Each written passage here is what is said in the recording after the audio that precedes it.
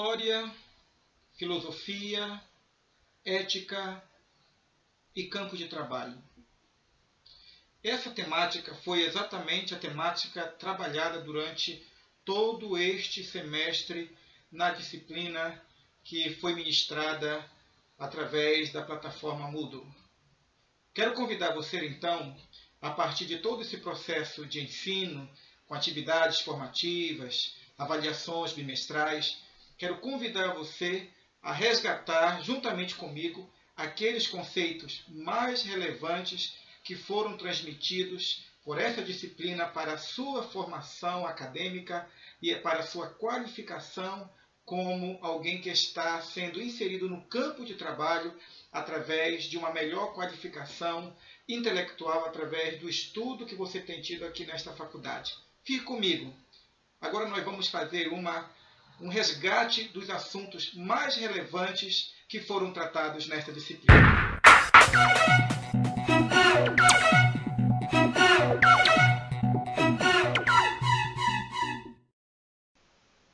Olá, alunos! Sejam bem-vindos à nossa aula virtual para nós resgatarmos os conceitos mais importantes que foram tratados neste segundo bimestre. Gostaria de lembrar a todos que durante esse semestre nós tivemos como finalidade estudar a filosofia, a ética e o campo de trabalho. E neste último vídeo que assistimos, foi tratado sobre um assunto muito importante para todo aquele que está interessado em ingressar no campo de trabalho com dignidade, com competência, que é a ética no cotidiano. Este assunto foi desenvolvido por Mário Cortella e Clóvis de Barros Filho. No debate que eles realizaram, eles também falaram sobre vários aspectos da ética no cotidiano e nós, então, fizemos um apanhado daqueles assuntos que são mais relevantes e gostaríamos de compartilhar com vocês, porque são conceitos e assuntos que vão cair na atividade avaliativa do segundo bimestre. O primeiro conceito que Cortella e Filho eles estabelecem é que a ética ela não pode ser comparada a uma tabela pronta. Quando eles falam isso, eles estão exatamente dizendo que os desafios éticos com os quais nós nos debatemos diariamente são diversos. E que por mais que nós tivéssemos elaborado uma tabela de bons procedimentos, de adequados procedimentos em relação ao próximo e ao campo de trabalho, essa tabela de pronto já estaria defasada.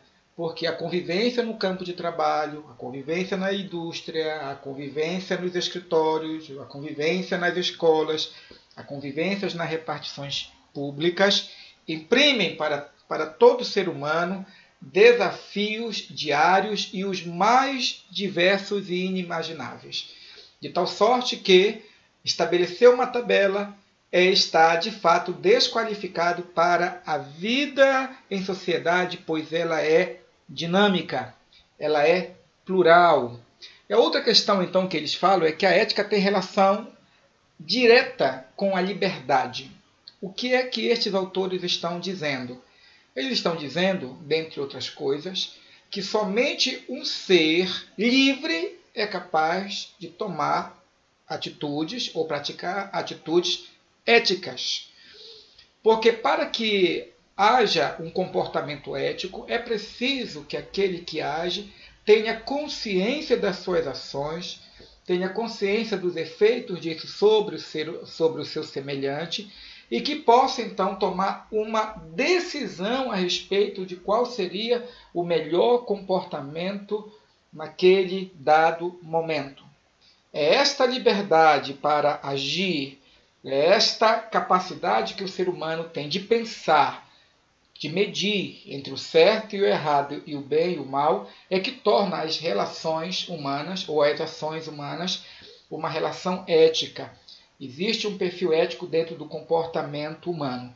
Isto faz com que nós nos lembremos que existe uma diferença radical entre o ser humano e os animais irracionais. Isto porque os animais, os irracionais, eles não tomam atitudes, as ações deles não são boas e nem são más. Na verdade, os seres irracionais, eles são seres aéticos, porque eles não possuem o senso moral, eles não refletem criticamente dentro do âmbito da ética e da moral para agirem. Quando um animal, por exemplo, quando um animal fere alguém, geralmente ele está ou se defendendo ou ele está indo na direção de outrem para se alimentar, visto que os animais eles agem por instinto. As ações dos animais elas se modificam geralmente ou por influências externas, ou por mutação, ou por alguma interferência do meio ambiente. Contudo, os seres humanos eles estão muito acima dos animais irracionais, porque somente os seres humanos são seres éticos, livres, e por causa disso eles são capazes de decidir, de escolher e julgar. Observem, o ser humano é capaz de decidir, escolher e julgar. Essas três características da vontade ou do ser humano quando age torna o ser humano um ser ético e o que o diferencia dos animais irracionais. Portanto, denomina-se má fé quando o ser humano nega essa capacidade de agente livre, capaz de fazer escolhas. Porque ele tem esta capacidade, ele pode assim fazê-lo, mas ele opta exatamente por não fazê-lo. Dentro desse parâmetro, então, ou dentro dessa esfera no qual o ser humano pode decidir, o ser humano pode julgar, o ser humano ele pode refletir sobre as ações, vem então a angústia. A angústia, segundo Cortella e Filho, é o sentimento que reside no ser humano, é a condição emocional que advém de um ser ético. Portanto, somente o ser humano pode se angustiar, porque somente ele é um ser ético. Os animais irracionais, quando ferem outrem, eles não passam por essa angústia a respeito do comportamento. Eles não refletem, eles não sofrem quanto a alguma ação que eles empreenderam no mundo, pois para eles todas as ações elas são puro instinto. Contudo, o ser humano, ele tem o grande desafio de conviver com outras pessoas. Essa convivência com outras pessoas coloca o ser humano dentro de um contexto no qual ele precisa tomar decisões adequadas nessa convivência. É por isso que é preciso, então, um padrão de escolha, para identificar qual seria aquele comportamento de maior valor ético, o comportamento ou ação que traria um bem maior ou para o ser humano ou para o seu próximo. Geralmente isso nós temos quando, em termos de avaliação, quando um professor realiza uma prova, ele tem um gabarito. Através do gabarito, o professor define as questões certas e as questões erradas. Contudo, essa questão do gabarito, ela não existe dentro das questões do comportamento ético do ser humano. Porque o gabarito é o padrão fixo, é o padrão estável daquilo que é certo e daquilo que é errado, daquilo que você acertou e daquilo que você errou na prova. É como se eu perguntasse para você na prova, né, o que diferencia o ser humano dos animais irracionais. Prontamente você diria, porque os animais irracionais eles são seres aéticos e o ser humano é um ser ético. E então eu tomaria então um gabarito e diria, muito bem, você está certo. Contudo, nas questões éticas isso não é possível. Então é dentro desse contexto que o ser humano passa pelo processo de angústia. O ser humano ele precisa fazer as suas escolhas. O ser humano ele é chamado, ele é convocado a decidir. E sendo convocado a decidir, ele tem que assumir o ônus. Assumir o ônus quer dizer assumir a responsabilidade, pagar o preço pelas decisões que ele tomou. E não somente o ônus, também o bônus. Ou seja, muitas ações éticas, elas vêm de pronto acompanhado pela afirmativa da população, da comunidade, da família, de que você realmente fez a coisa certa. E você então se sente premiado com aquele comportamento ético. Mas muitas vezes o comportamento ético, correto, adequado, ele vem às custas da não compreensão do grupo social na qual ele se encontra. E é a partir daí que o homem, o ser ético, ele precisa criar uma hierarquia de valores. Então observem, diante do ser humano, no qual ele se coloca diante das situações da vida como um ser livre para decidir, ele deve fazer suas escolhas, ele deve assumir o ônus e o bônus de suas escolhas e deve criar uma hierarquia de valores. Hierarquia de valores seria o quê? Decidir diante de si mesmo quais são os valores que ele considera os mais relevantes, os mais importantes em dado momento histórico. Estas ações cabe ao ser humano, enquanto indivíduo ético, que deve solitariamente assumir todas as consequências de suas ações. Isso nos mostra que a questão da transparência, ela, como um valor ético, ela deve ser diariamente aquilatada, deve ser avaliada. Porque aquilo que é um valor ético por excelência, no caso a verdade, a transparência, é preciso que nós percebamos que essa transparência ela não é aplicável em todas as circunstâncias. Como, por exemplo, quando você está dentro de um jogo de cartas, no exemplo que Cortella e Filho colocam, no jogo de cartas, nos segredos das empresas, as pessoas não podem ser transparentes a tal ponto que, se um outro perguntar a respeito dos segredos das empresas, é claro que essa pessoa ela não dirá, porque ela está debaixo de uma responsabilidade, ela está debaixo de um compromisso de fidelidade com a sua empresa.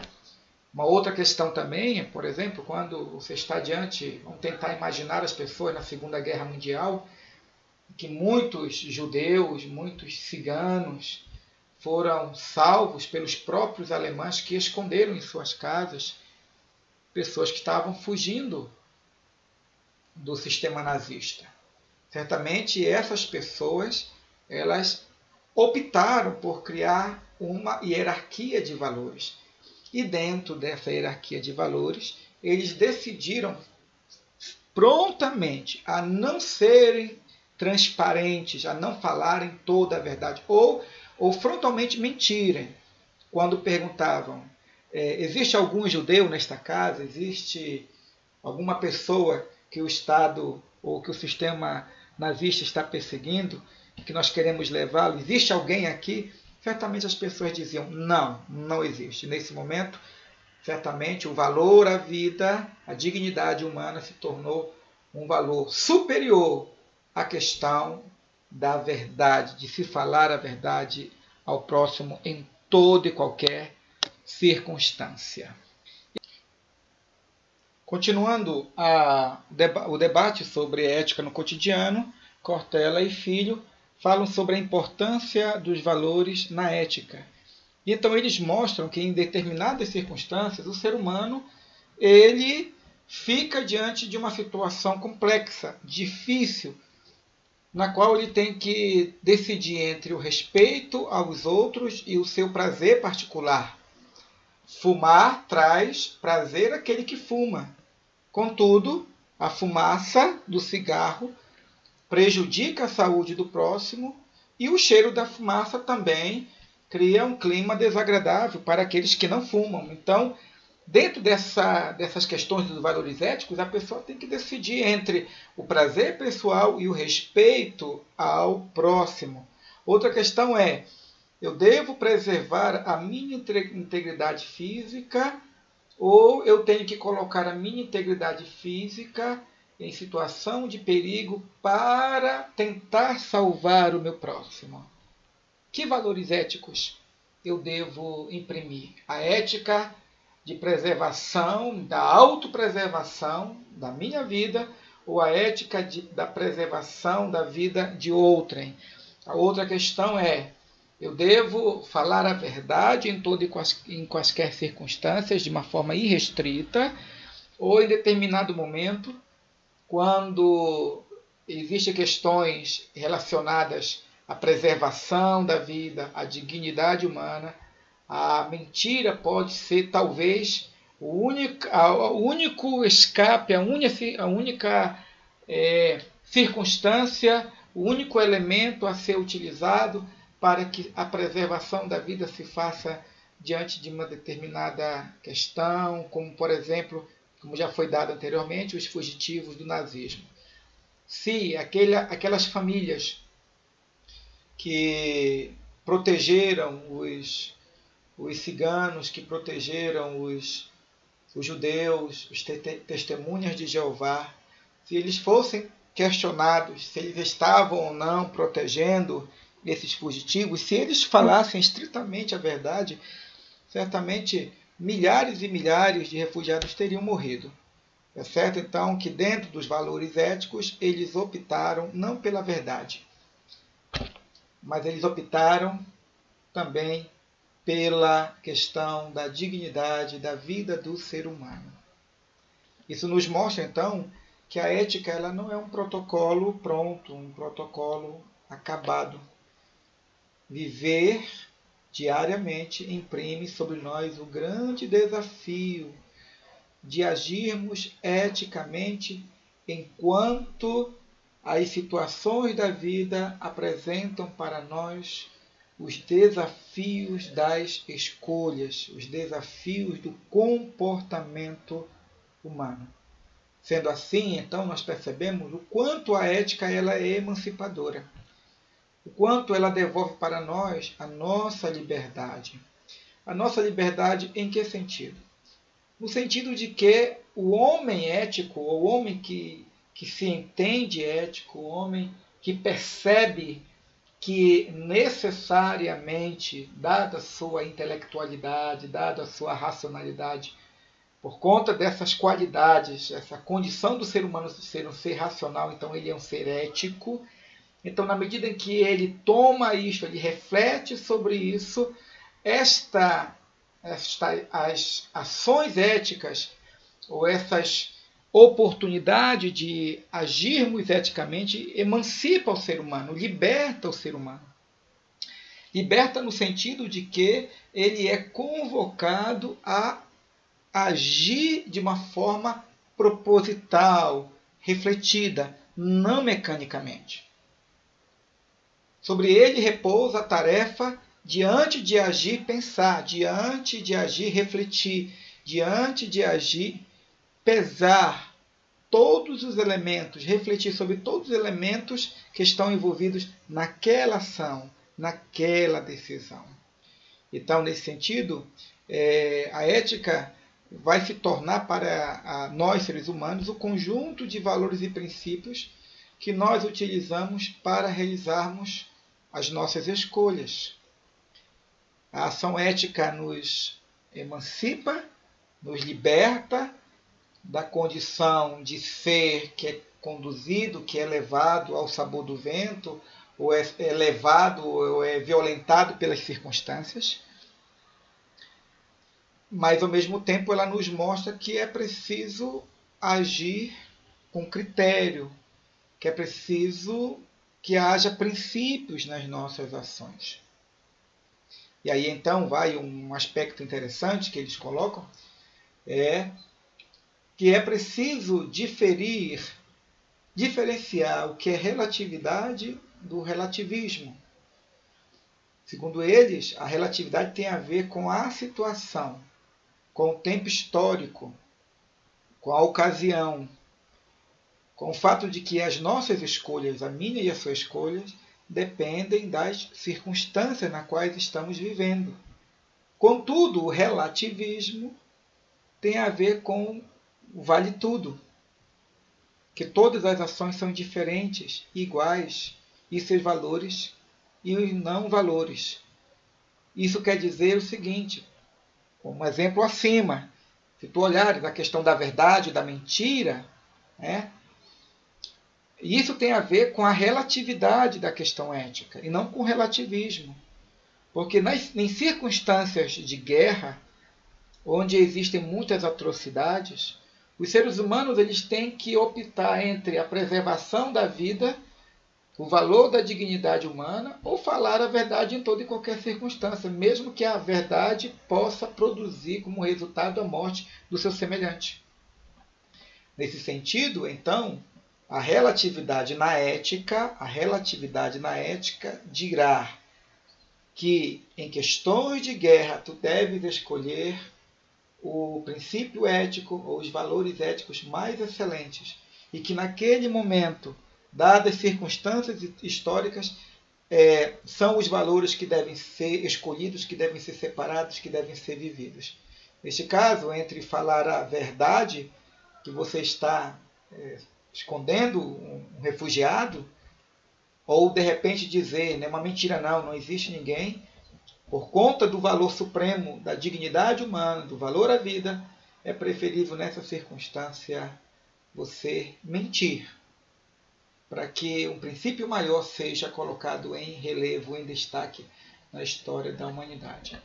Diferente do relativismo, porque a pessoa que é relativista, ou que afirma o relativismo na ética, essa pessoa não está preocupada com os momentos históricos, com as circunstâncias históricas, que muitas vezes colocam diante de nós muitos elementos, muitas características, muitos pormenores, que fazem com que a decisão ética seja angustiante, porque você tem que decidir entre valores éticos que são relevantes, extremamente importantes, e você tem que escolher entre um e outro. O relativismo vai dizer que tudo isso é indiferente. Mentir hoje, mentir amanhã, mentir para o pai, mentir para a mãe, mentir para o patrão, mentir para o empregador, mentir para o empregado, mentir em guerra, tudo é a mesma coisa, é a mesma situação, é o mesmo peso. Então essa pessoa, ela mente com a mesma facilidade que mente diante de uma pessoa que tem sobre ela um revólver, como também mente para uma criança e mente para qualquer outra pessoa, para o próprio pai e para a própria mãe. Então é preciso entender que Cortella e Filho, eles ensinam, eles mostram que existe um aspecto de relatividade na ética, de acordo com a circunstância histórica, com o tempo, de acordo com a ocasião.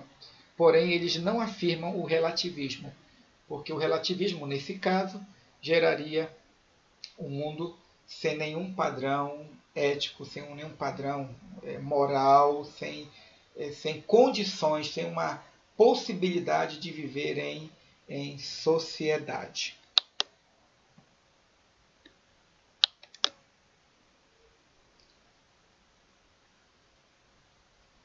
Após discorrer sobre este assunto, Cortella e Filho continuam trabalhando o tema ética no cotidiano e falam sobre a relação entre o indivíduo e o coletivo, a relação entre o presente e a história. Isso nos faz pensar e refletir que a ética ela tem a ver com o tempo.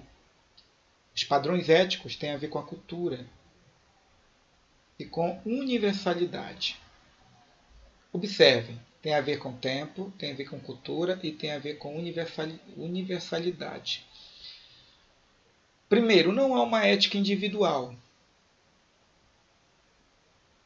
Os valores morais e éticos que residem na tua mente e no teu coração são construtos históricos. Quando você nasceu, quando eu nasci, nós já viemos para um mundo no qual os valores morais e éticos já estavam estabelecidos.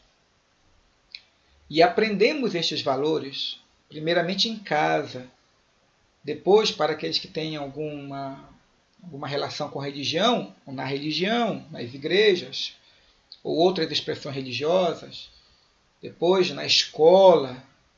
Então essas três instituições repassaram para nós os valores éticos do nosso tempo. Como, por exemplo, a igreja, ela nos ensina os valores éticos e morais a partir dos princípios teológicos de uma literatura sagrada, como a Bíblia, ou Alcorão, ou o livro dos Vedas, ou através da liderança que se auto-intitula como liderança inspirada por uma divindade e que, através dessa posição, ensinam aos seus seguidores qual deve ser o comportamento ético e moral em determinadas circunstâncias. Um outro exemplo, a maçonaria. A maçonaria também tem princípios éticos, tem princípios morais, e esses princípios éticos e morais ensinados pela maçonaria se fazem presentes através de princípios filosóficos, humanísticos e teológicos. A tradição maçônica é a tradição de livres pensadores que, refletindo sobre os aspectos éticos do ser humano, as ações éticas, do comportamento do ser humano, encontraram tanto na filosofia como nos outros escritos humanísticos e na própria teologia fundamentos para afirmar o comportamento e as ações éticas, como da livre expressão, o respeito às diferenças, o valor à liberdade e assim por diante.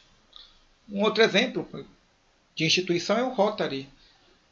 Através do Rotary, as pessoas aprendem a solidariedade, a beneficência, e isso a partir de princípios humanísticos. Nesse sentido, nós percebemos então que todas as nossas ações, todo o nosso comportamento ético foi aprendido, não veio de nós mesmos. Podem estar arraigados, profundamente alicerçados em nós. Nós morremos por esses valores éticos e valores morais. Contudo, se nós formos observar, refletir, muito daquilo que hoje nós temos, que nós decidimos, nada mais, nada menos é do que aquilo que aprendemos com os nossos semelhantes, o nosso grupo social. Mas, como seres livres, os indivíduos podem escolher outros sistemas éticos, os quais são igualmente construções de outras coletividades, como alguém que sai de uma religião e migra para outra religião. Migrar de uma religião para outra religião pode significar, em determinados contextos, uma aceitação de novos padrões éticos, de novos padrões morais. Mas quem sai de uma religião e vai para outra deve estar consciente que lá também existe uma ética, que lá também existe um padrão de comportamento, e legitimado por uma divindade, legitimado por um líder carismático, legitimado por um livro sagrado. E se essa pessoa for para uma outra religião, lá também o princípio ético também estará. No campo de trabalho, isso também é verdade. Quando você caminha dentro de uma instituição financeira, quando você trabalha numa escola, quando você está em qualquer outra empresa, pública ou privada, você percebe que existe uma norma de comportamento que tem a ver com a vestimenta, com a maneira como se deve lidar uns com os outros no campo de trabalho, como se envolver com as atividades laborais. Tudo isso mostra que onde nós estamos existe uma ética que seja ela implícita como explícita. Aquele que consegue bem viver, com seu semelhante, é exatamente aquele que consegue discernir, consegue perceber quais são os valores que estruturam, que organizam o local social no qual se trabalha, no qual se está vivendo. Isso nos mostra, então, que viver em um campo de trabalho, ou um local de trabalho com outras pessoas, isso tem uma implicação de uma abdicação pessoal profunda. Isto porque a ética, dentro da sua própria essência, a ética é um zelo coletivo pela boa convivência. A ética, ela, dentro dos seus aspectos mais práticos, ela nos ajuda a convivermos bem com o nosso próximo. Sem o senso ético, seria impossível a boa vivência social. Nós seríamos como os animais irracionais, ou piores do que eles, porque, dada a nossa racionalidade, nós nos destruiríamos com maior ferocidade. Iríamos maquinar toda sorte de maldades. Então, na medida em que o ser humano está comprometido com a ética, quanto mais ético o ser humano é, melhor é a vivência coletiva. Individualmente nós temos pretensões, nós temos apetites, nós temos sonhos, nós temos projetos que muitas vezes colocam em risco a melhor convivência possível. O desejo de ascender no campo de trabalho, quando presente no ser humano de uma forma exacerbada, pode criar um clima extremamente competitivo. E se não existe ética no campo de trabalho, aqueles que trabalham juntos em prol de um bem comum, que é o desenvolvimento da empresa e assim por diante, podem começar a um processo de autofagia. Autofagia, que eu quero dizer, é o comportamento de procurar destruir ou morder ou destruir o outro, querer o mal do outro, sem perceber que a destruição do outro é a destruição da própria empresa. Então, a ética ela vem exatamente para mediar esse apetite, essas pretensões que temos, para que elas não sejam de tal monta que possa dificultar a boa vivência social. Então, a ética vai dizer, olha, deseje ascender, deseje conseguir mais coisas, anele cada vez mais se aperfeiçoar, se qualificar, sonhe ser reconhecido no campo de trabalho, mas que isso não seja à custa da destruição do seu próximo. Nesse sentido, então, a ética é a decisão para submeter os nossos apetites ao crivo da convivência e satisfazê-los somente se estes apetites não forem danosos, lesíveis à melhor convivência. Uma sociedade desenvolvida é aquela na qual todos, por educação e cultura, observe, por educação e cultura, consideram abrir mão de parte de nossas pretensões em nome deste zelo coletivo pela convivência. A ética necessariamente ela é social. A ética necessariamente é coletiva. A ética necessariamente ela está comprometida com a melhor convivência possível que nós podemos obter através das nossas ações. E aí então que vem um aspecto muito importante, que é a questão da vergonha enquanto fruto de um espírito ético. Essa vergonha, esse fato de você estar envolvido emocionalmente com a ética sem perceber, é que faz com que os seres humanos não ajam de uma forma danosa ao seu meio social. A ética é uma construção social. Sua influência se faz presente em nosso vestir, pensar e agir e sentir.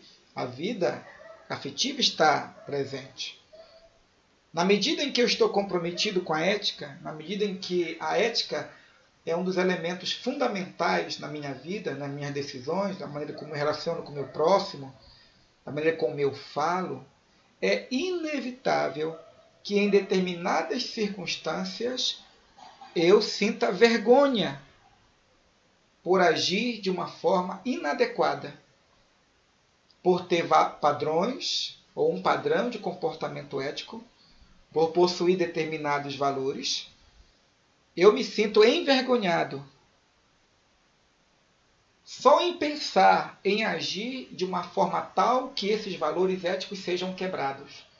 Ou quando isto ocorre, quando eu quebro, quando você quebra, eu penso que você já passou por circunstâncias semelhantes, vem aquela vergonha interna, pessoal.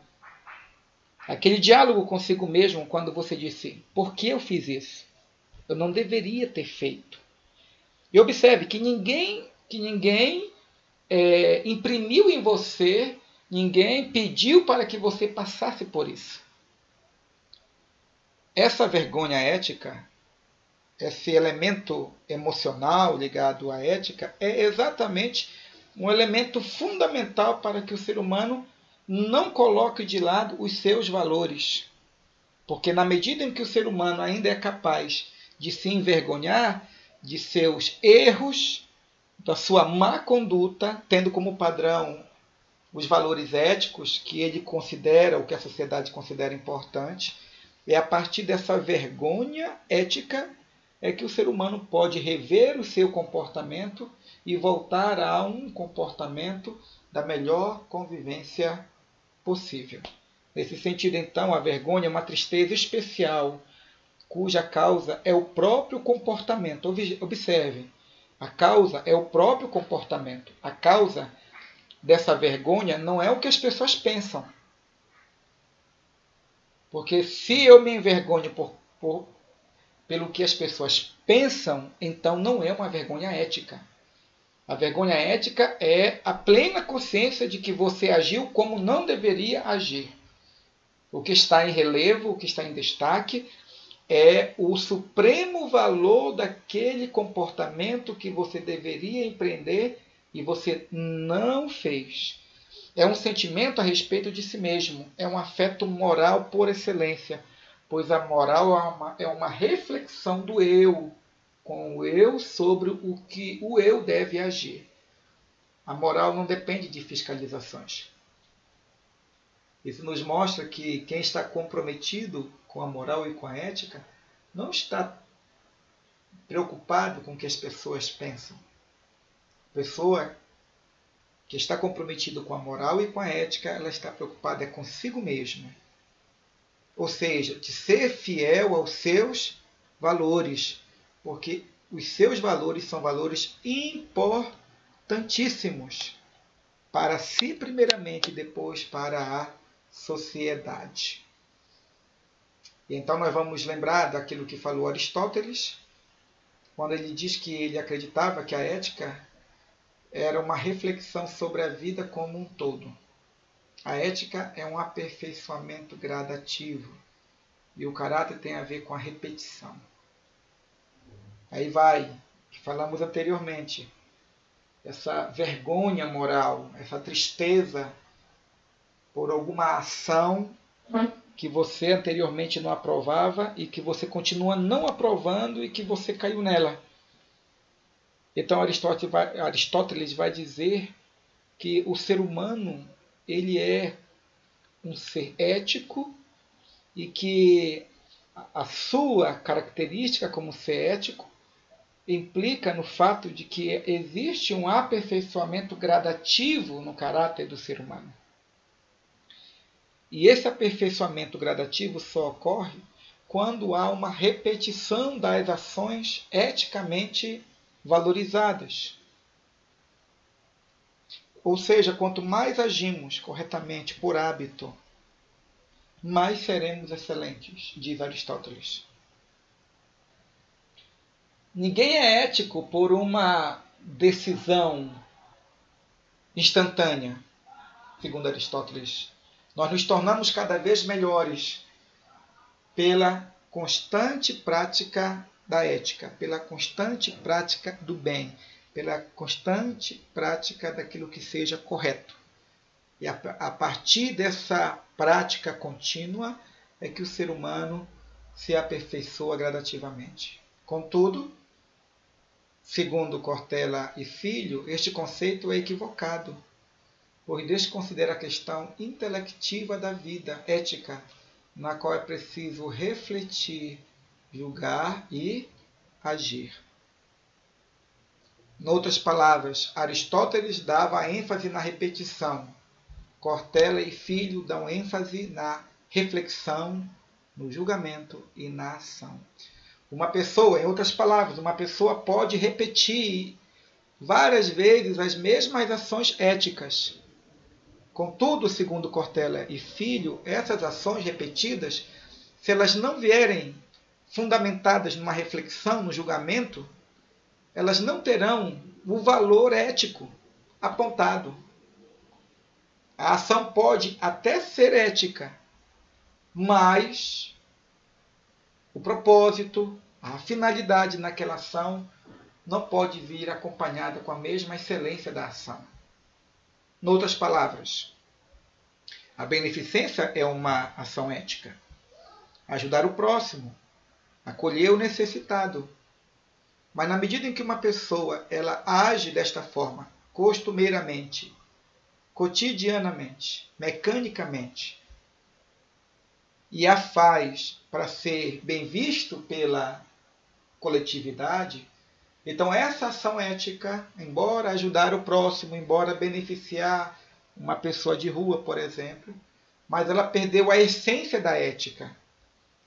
A essência da ética, nesse caso, seria uma reflexão a respeito da ação, um julgamento a respeito da ação, uma compreensão filosófica a respeito da ação, um valor positivo a respeito da ação, e não simplesmente o agir para ser bem visto pela comunidade. Portanto, é preciso rejeitar a habitualidade impensada das ações éticas. É preciso enfrentar a deliberação diária em nome de um aperfeiçoamento progressivo da convivência. Ou seja, é preciso enfrentar a árdua tarefa de refletir antes de agir, de pensar antes de tomar as decisões. Sem esta ação, perdemos a possibilidade de subvertermos a realidade que nos cerca e alienarmos a outros a nossa condição de seres livres e responsáveis e que também constrói a história. Assim como a ética, o caráter também é uma escolha. Assim como a ética, o caráter também é uma escolha. E o bom caráter, ele se fundamenta exatamente em princípios éticos ou no comportamento ético diário e refletido. Então é assim, meus alunos, nós finalizamos esse momento de recapitulação dos conceitos mais relevantes. Preparem-se então para o processo avaliativo e nós esperamos que durante esse semestre, no qual nós estivemos falando sobre ética, filosofia e campo de trabalho, que os vídeos, os textos, os resumos, as atividades avaliativas, formativas e bimestrais tenham contribuído para o melhor aperfeiçoamento de cada um de vocês, tanto como acadêmicos, nos cursos nos quais vocês estão envolvidos, mas também como pessoa humana, como ser humano ético, que é convocado a cada dia para agir para aquilo que nós chamamos de a melhor convivência possível. Boa prova e até o próximo semestre.